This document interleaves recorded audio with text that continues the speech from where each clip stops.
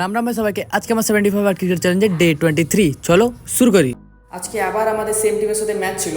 কালকে আমরা জিতার পর আবার আজকে চলে এসেছি তাদের সাথে ম্যাচ খেলতে। তো ফার্স্টে টস জিতে আমরা বলিং ডিসাইড করি, তারপরে কিছুক্ষণ ওয়ার্ম আপ করি। ওভারের ফার্স্ট বলে আমরা উইকেট পেয়ে যাই। কিছুক্ষণ পর আমার দিকে একটা বল চলে আসে, তো ওটা আমি ভালোভাবে ধরে করে থ্রো করে দিই বলার সাইডে। এমন টুকটাক করে খেলতে খেলতে অপোনেন্ট টিম 56 রানে অল আউট হয়ে যায়। আজকে আমাদের বোলাররা খুব ভালোই বল করেছে, বিশেষ করে রাজীব দা।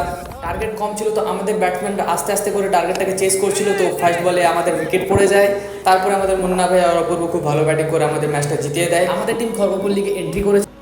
গিয়ে আমাদের 3টা ম্যাচ পাবো, তো 3টা ম্যাচের মধ্যে 2টো ম্যাচ জিততে পারলে আমরা কোয়ালিফাই করবো। তো আমরা ফার্স্ট ম্যাচ হেরে যাই, আর 2টো ম্যাচের মধ্যে আমাদেরকে 2টো ম্যাচ জিততে হবে, নাহলে আমরা কোয়ালিফাই করতে পারবো না। তো তোমরা সবাই প্রে করো যাতে আমরা কোয়ালিফাই করে যাই। খড়গপুর লিগে আমার পারফরমেন্স একদম জিরো ছিল, তাই জন্য আমার মন প্রচুর খারাপ। জানি না কী হবে নেক্সট ম্যাচ।